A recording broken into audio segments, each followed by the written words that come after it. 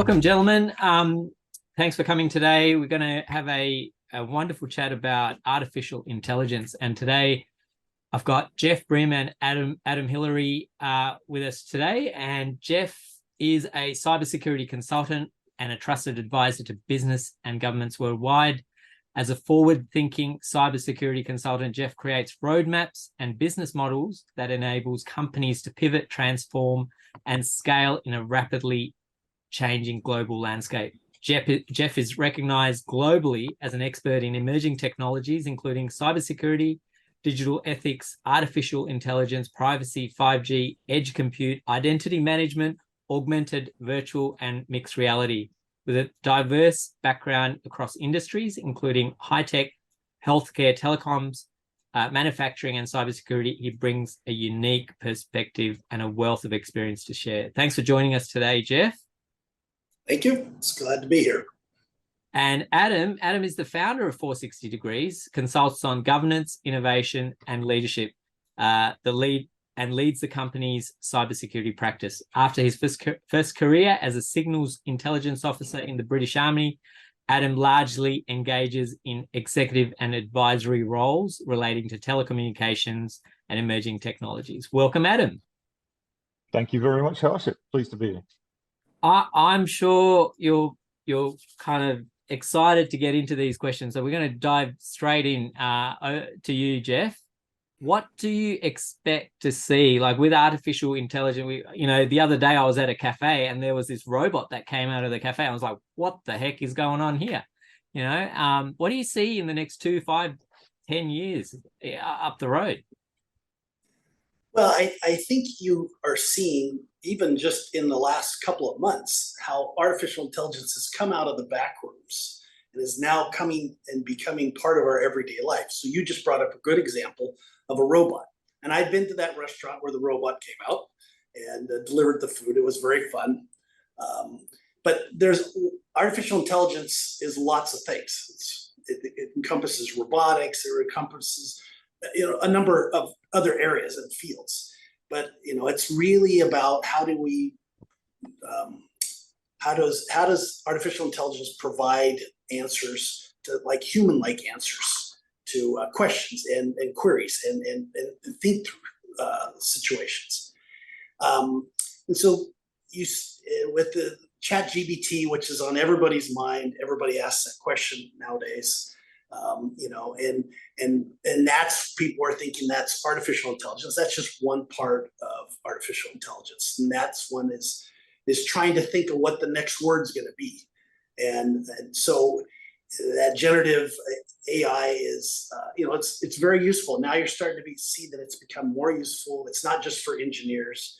You and I can sit there and do some queries on there and ask some questions and we'll get some answers. So you're going to see lots of things being built on these type of tools.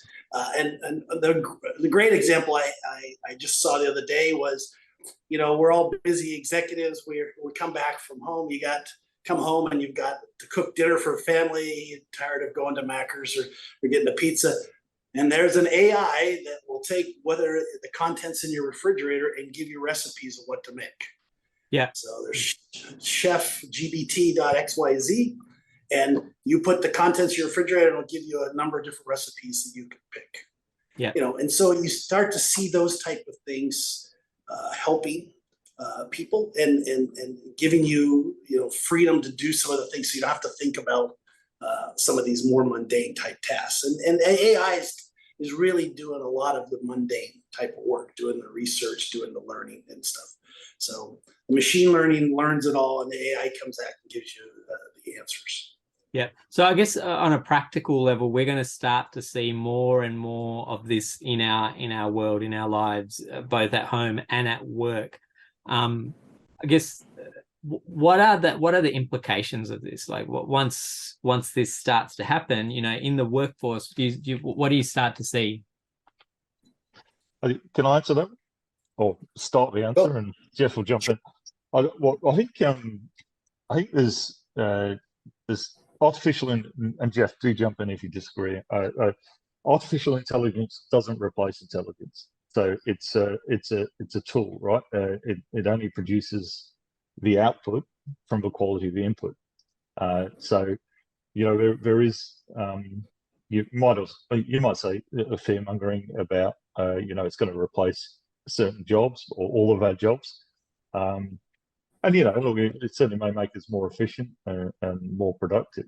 But I really think that that trend is probably going down the wrong way. It's a little bit of paranoia.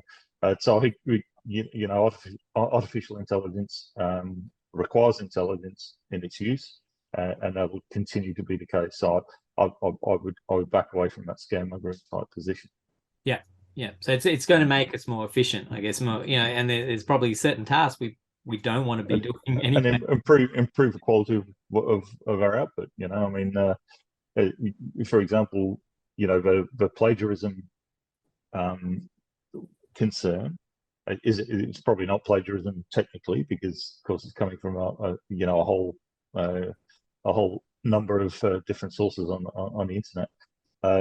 But if you produce something and then you want it presented in a different way, or, you know, whether it's text or graphics or whatever, then there are ways in which you can do the thinking, you do the grunt work, you provide the intelligence, and then it'll get presented back to you in a way that you ask whatever artificial intelligence you're using to do it. So again, it's about improving the quality of your outcome and your outputs. Yeah, yeah, excellent. And you know, one of the things, like you said, doom and gloom, or going down that scaremongering type path. We've obviously seen all these movies like Terminator, and you know, there's these singularity events where a robot develops consciousness and then it takes over the whole world. Are we likely to see that? I think, you know, is that a possibility? You know, there's a number of different theoretical ideas of what's going to happen, and singularity is a theory that some people believe, and that's where the computer surpasses human intelligence and starts learning on its own, and it goes exponentially. It's not guaranteed that that's going to be the case, but what is that we need to make certain is that humans control how AI is trained and how it grows, and puts the guardrails around it. Because as we saw with the Microsoft Tay artificial intelligence in 2016, people got in there and started messing with it. It was a Twitter chatbot, and they got messing with it. It became offensive and racist, and they had to take down within 24 hours. Yeah. So, you know, it can be affected that way, and that's one of the things that we are looking here is how do you protect the AI to not let it get corrupted, and know when it's being attacked, because you know the black hats, that they know artificial intelligence here, and they're figuring out ways how to affect artificial intelligence so they can attack. And so they're playing a long game, and we need to be able to think of this as a long game as well. Yeah. So one of the things I thought of is, if we as humans are actually, you know, we are involved in developing this artificial intelligence, you know, it's our thoughts and our programming and our energy that goes into creating this. And if we're at a level of consciousness that's not, you know, doesn't have benevolent you know, we're not evolved to that level, are we programming things that are going to, you know, come about? So that's one thing I, you know, in the back of my mind, I've always thought, okay, well, are we ready for this? What are your thoughts on the fact, are we ready for this? Well, so it's more about what it's learning, and not as much as the programming, right? So it's what you feed it is what it's learning. It's with anything, right? With humans, if you fed it garbage information, that's what that human would understand. And so the same thing with artificial intelligence. So we need to make sure that we feed it good information that's factual, and try to be as unbiased as possible. And you know, you hear a lot of that discussion in this type of world about bias, and it's hard, and you do the best you can with it. But you know, with any human, we all have our biases. We all had our upbringing, you know, but that's part of being human as well. Yeah. And so, but what happens, I when I counsel, you know, people on this, it's, you know, AI is not a god, right?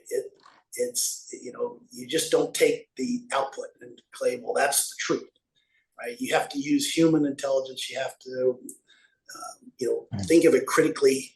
And then, you might notice it getting wrong. But there are people that are spending all their time trying to prove it wrong. I would recommend that people try to see how it can enhance their jobs, right? Rather than trying to find out why it's wrong all the time. Because it's, we all grew up, right? Where our parents told us don't get into certain things, and we did anyway, right? So people are going to be into this. So how to use it for good as opposed to, just being afraid of it. Yeah. Yeah. So one of the things that Geoff has done in the past, and I think you could hear it there, is work on ethics in AI, and I think that was I mean, it's that's sort of the major challenge, and I think Geoff, what you just said there in terms of the quality of the input would determine the quality of the output is absolutely true. But have you got any other insights into that sort of ethics of AI and how to influence that, or what, as you said, what guardrails we can put around it? Yeah, I mean, there's a lot of groups looking at it right now, and one of the challenges with AI is we have this idea of what we think we expect the output to be, and if it doesn't come out that way, then we have this problem with what was the input? Why didn't we get the output? And so there's this push back and forth, pulling and pushing, trying to figure out how do we get correct information from the input we got, and not changing history to try to achieve what we want the output to be. Right. And so, but there are a lot of guardrails around what the input is, how to test this, right? Lots of testing going on the output. But I think it's important to understand you're getting a consensus information, because the machine learning has learned whatever you've given it to learn, right? And then the scoring, there's generally scoring. If, let's say, for example, image recognition, there's a human scoring what the machine has learned. Yeah. So you have a human scoring, so you have some challenges with that. How does that get done? But it's a consensus. And so you need to think about consensus. We've had consensus over time. And, one time the consensus was the earth was flat. Okay, that was consensus at that time. So that's part of the human part of being critically thinking about the results and knowing, that, okay, this is what it came up with. Is this correct? Is this right? And not just blindly saying, okay, that's the answer I got. Yeah. And Geoff, there are certain people who still believe the earth is flat, but let's not go into that right now. What are some practical, what are some practical outcomes that you can see, robots walking dogs? Is there some other things that you can suggest that we might see in the future? Well, I think we already see a lot of this now with the smart homes, right? You've got the rheostats, you've got the Zumba, right? There's all sorts of things, even the intelligent refrigerator, right? You got your intelligent TVs and stuff like that. And there's certain things they do well, and then there's certain things all of a sudden you find out they don't do as well. Like, baby monitors is another example, right? Yeah. Till it gets out. So I see there's more things going in that. Deliveries, definitely. I know we were working through some thoughts of that, back 5-6 years ago on how to do more robotic deliveries. You'll see, self-driving vehicles is another example. Especially here in Australia, that long haul across the country is a prime spot for self-driving trucks and hauling them. Yeah.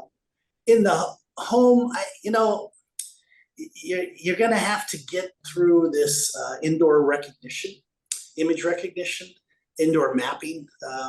I've looked at that a few times, because that will change what you can put in the house.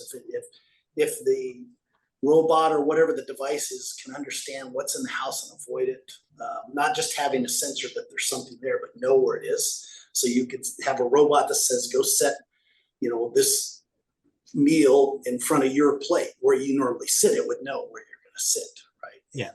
But if you So move, if you've moved Yeah. for that day and you're not sitting in your normal spot, Right. you'll get the meals mixed up, I guess.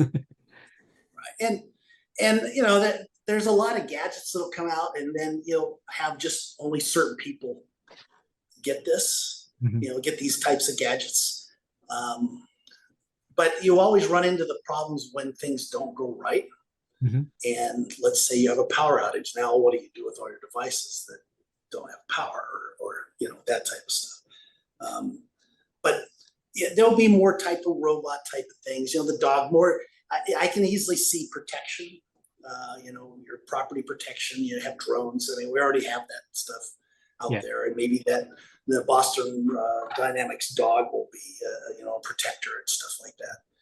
So I can see that coming as well. Probably it'll come out for industry first, which it already has, and then it'll start going down market so people can afford it. Yeah, yeah. There was a movie that I don't know if you've seen it, that came out a few years ago, I think now, with Antonio Banderas. It was called Automata, and he played the role of a insurance agent, and he'd walk in, and the robot had try to do something wrong to someone, and he said, well, the robot can't, it's programmed to just do the domestic duties and so forth. But in the movie, the collective robots gained that singularity consciousness, and then they started creating their own robots that were more sophisticated and so forth. So it was quite interesting. I don't know. I thought I'd mention that. It was there was all these domesticated uses where the robots were used around the house to clean and so forth. What are some human robot relationships that you see in the future? Well, unfortunately, technology gets pushed along by some areas that are not what we would normally talk in the mainstream. So streaming all came out of the porn. That really got its heyday in the porn, and so this human relationship thing is obviously has in that same type of vein, right? So, but it's really is, what is that human relation? What is it to be human? What is it? How can I have this relationship? Can an AI show embarrassment, right? Can an AI even create something, right? Because that's human, right? And having that feeling, can it have a feeling, or does it just recognize the environment and responds like the programming or how it's been trained? But there are people that will relate to this, right? Just like you said, there's people that still believe the earth is flat. There are people that are going to have a relationship with the machine. But that, I don't know that that's going to be a majority of people. And you can play chess with the robot. You could play chess with the robot. You could play chess with the robot, but could you have a conversation and then, have a drink or whatever? That's another thing. Well, and you see, there's some movement around, say, like Alzheimer's patients and stuff, where they can help the patient, remember, that they've taken the pill. That's a big problem. Do they remember to take their pills? And so there's some assistance they can be, and maybe they provide some companion. They've given these kind of robotic animals to them, and that seems to provide some comfort to them as well. And they can do certain things. So there's some progress around there, and those are great ideas, right? But the other part, I don't know. Is it going to be Hal? I don't know. I'm not sure I want to hear that voice anymore. We're probably going to see stages, right? We're going to see smaller robots, and then they eventually will probably resemble what we look like in a sense. Well, in any of the Boston Dynamics videos, you see they're getting pretty close. I mean, they can they can flip, they can roll, they can run. They're getting that type of capability. But then it's the next part is how do they have interactions with you, right? Do they just take commands, or do you just say go mow the lawn and it goes and mows the lawn for you? That's still to be I'm sure it'll happen. I'm sure they can get it there. Couple whether you and I can afford that, that's another thing.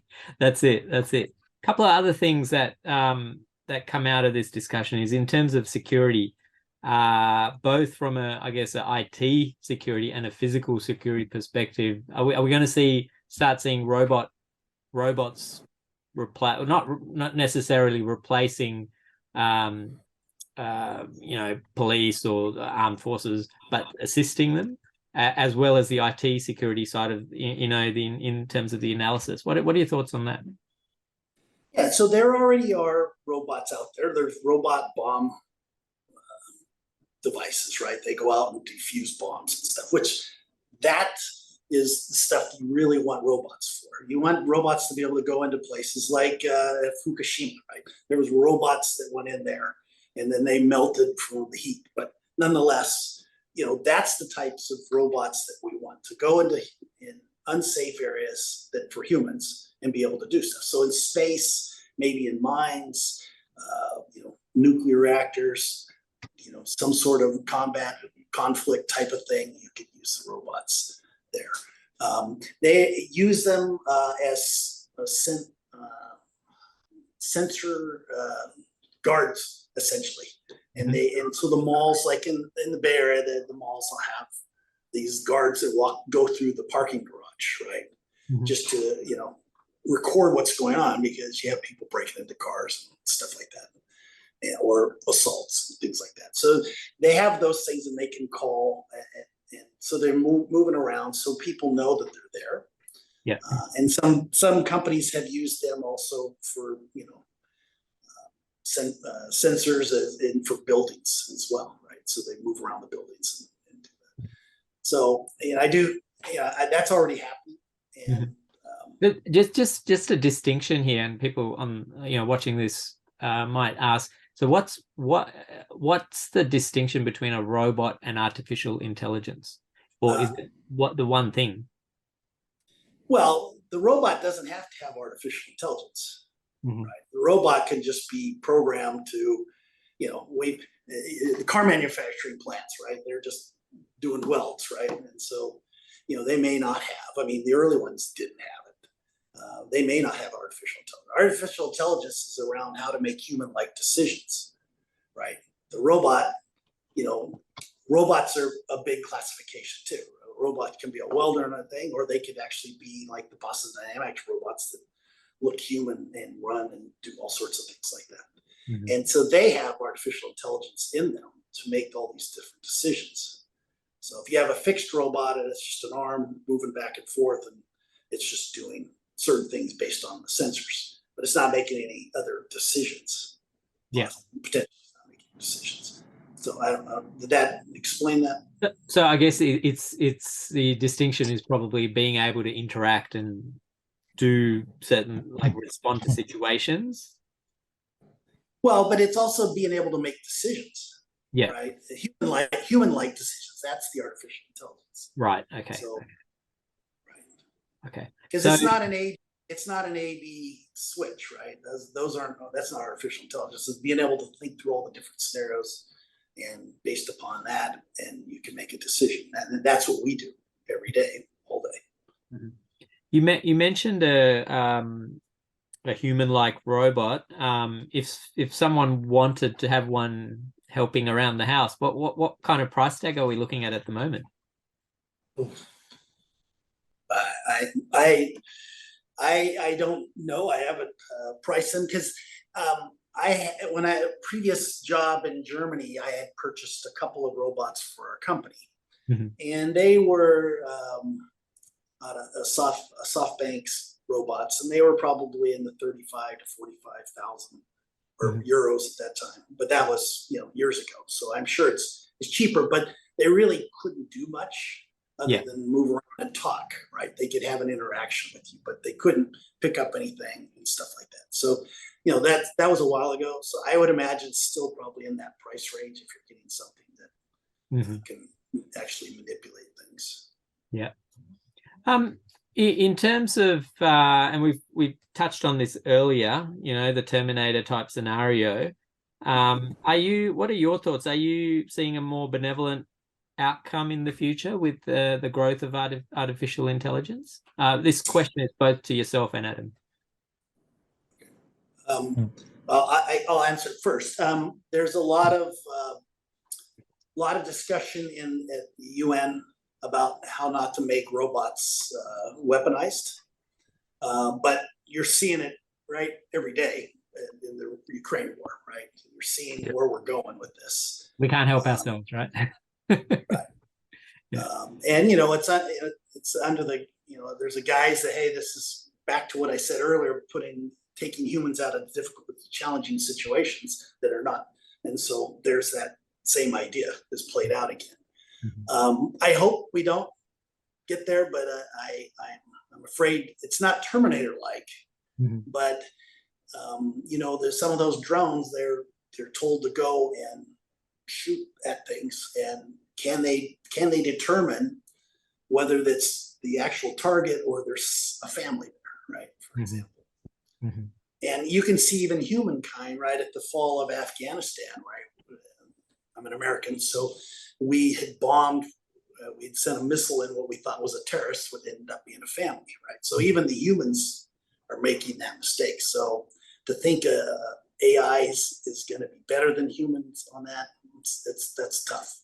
I don't see that happening for a while. But unfortunately, it's not just the let's call the civilized world is trying to do this. This is done by all sorts of the world, right? Some people are going to go the bad route. One of the things which I find interesting is like when you look to the past, like Isaac Asimov and his 3 laws of robotics. That was the 60s, wasn't it? And now that fiction in a science fiction book has become a real issue. One of the other things which we're going to really need to consider as a broader adoption of AI is privacy, because again, what we're seeing is we've got artificial intelligence which is sucking up information and from wherever it can get it, whether it's allowed to get it. Some of that information is possibly personal, either personally identifiable information or health information, which really we're going to have to be more careful about where we allow our data to be exposed. So we sort of know that, and I guess especially the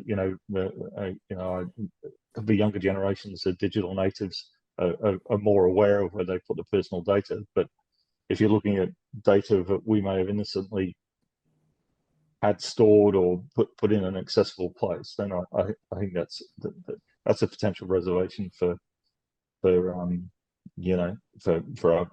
AI as it becomes more broadly adopted. Yeah. So I think the idea around the deep fakes is something that's really going to come to forefront this year. There you go. It's only a couple of decades ago we said the camera never lies, and now we know it's just not the case. So there's a high. I've heard this. I think I might have read an article on this, that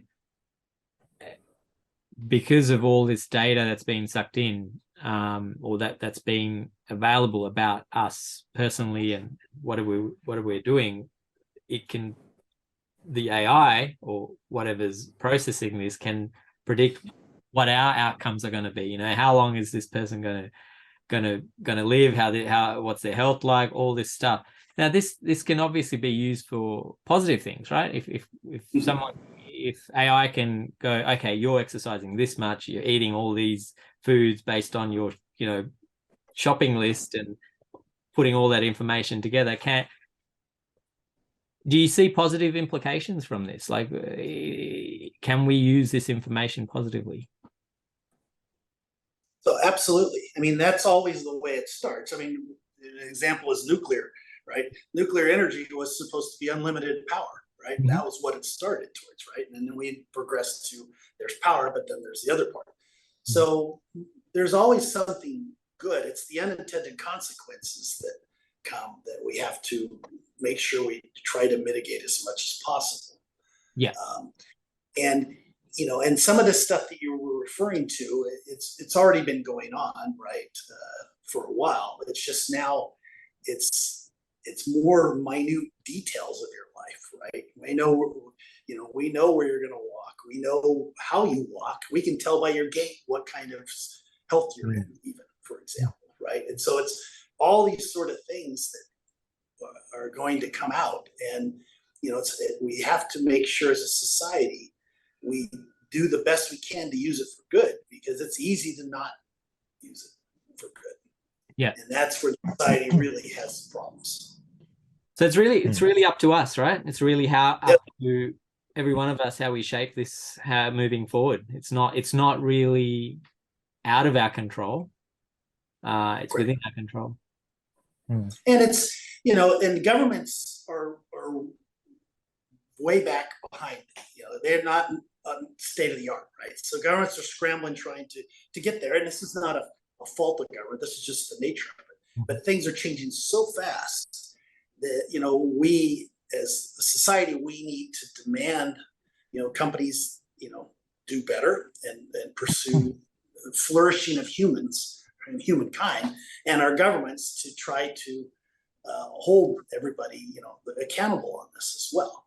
But the government is never going to be state of the art. That's just the nature of it. So it's our responsibility to, try to hold accountable and try to pursue, making sure companies are pursuing the path that's best for society.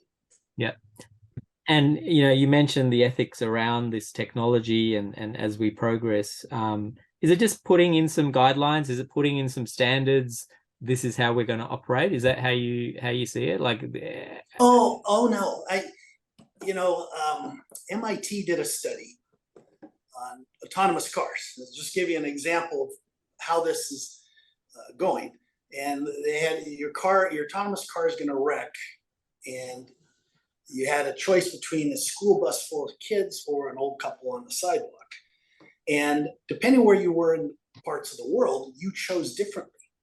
And so one of the things that's the challenge is, AI, it doesn't incorporate societies. I mean, it does. It affects societies all over the world, but different societies respond differently to different situations. Yeah. And so there's this kind of harmonizing of the society, and it'll be interesting to see how that goes over. Because we in America, we shipped McDonald's everywhere, so we harmonized. Everybody got not everybody, but a lot of people got addicted to McDonald's, right? It's everywhere. But so now this AI, who's doing the harmonizing of this, and who's saying this is acceptable when in another culture that's just totally not acceptable, right? And so that, so from an ethics part, you're trying to figure out where do you go with this, and how do you say this is the ethics when in fact another culture says no, that's not what we view as ethical. So it's more than just guidelines. You have to kind of think through this, and then you have to think about how we came up with ethics over time, right? Ethics, I mean, nowadays people have degrees in ethics and stuff. Well, we didn't have those degrees before. How were ethics decided before? And, make sure we don't lose that history, and then try to put together, here's some guidelines, and make sure it's transparent, because you should know this is how we came up with this ethics, right? And you should know when that decision is made by AI, that here's how they came up with that. So that's one of the requirements in ethics, is to be transparent. Because you can see, for example, Amazon was firing people off of their AI. So you'd get an email and you were done, right? And so to me, that's an ethical problem. I mean, there's points when computers are good, but you need to have interaction. And that's just not okay to toss people via email, right? Based upon some criteria that the AI decided you didn't meet. So, the ethics is really large, as you can tell. And it's an interesting field. It's a challenge because you have this diverse group trying to come up with some set of rules, but it can be done to a certain extent. But then you have to allow for how different cultures respond to situations, right? I can already see different fields coming up.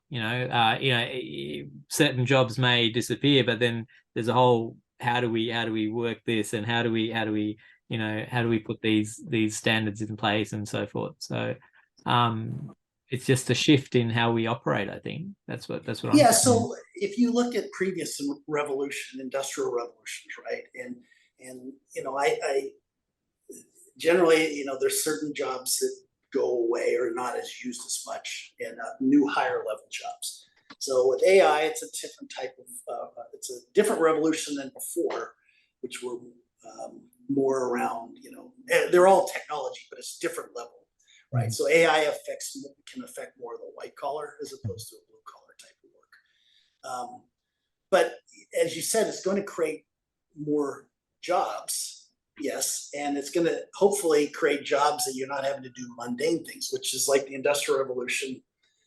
For example, 10,000, when they dug the Panama Canal, was there, that was part of that Industrial Revolution. They had brought in steam shovels and stuff like that. But they dug the Erie Canal. I'm going back to Americas, but that was dug by hand, right? And so they had thousands of men with just shovels and picks.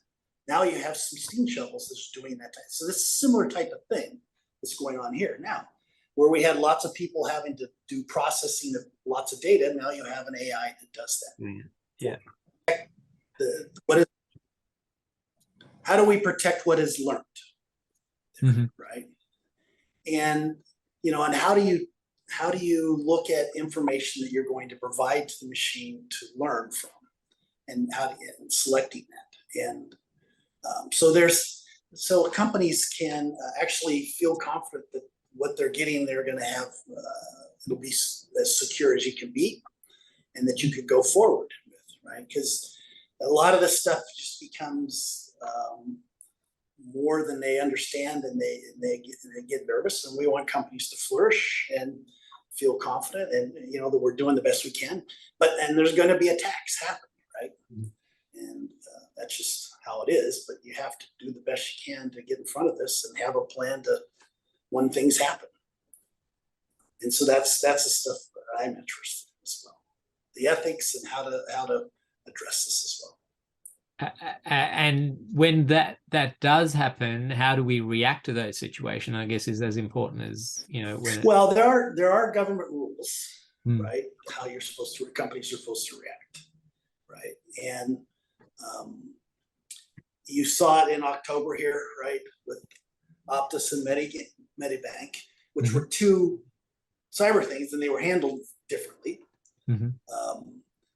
And I hope that they don't, the companies don't blame the low-level employee, right? And I want companies to take ownership of this, because customers' information is that's their crown jewels. They need to make sure that they do everything they can to protect it, and not blame it on some contractor that did something wrong, right? It's at the C-suite level, they need to own this. And so trying to make sure that the right ownership is going on, and that people take this seriously, especially that the customer data, or the customer information data. Yeah. And it's really, I guess, the leadership is there, being able to own what's happened and say, look, this is something that we need to address as a whole, rather than, like you said, someone who's behind the desk trying to do what they do to support the company.